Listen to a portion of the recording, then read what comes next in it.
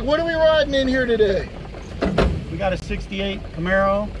It's more of a pro touring car, 383 stroker, 4-speed, 4-wheel disc brakes, tubular control arms.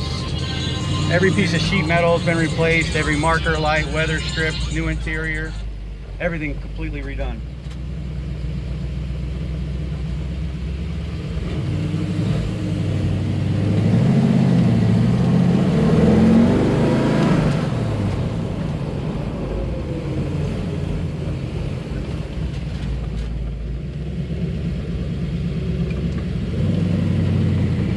What do you think of these 68 Camaros? I love them. They're my favorite. First generation Camaros are my favorite. How's that gearbox feel? Pretty good. Look at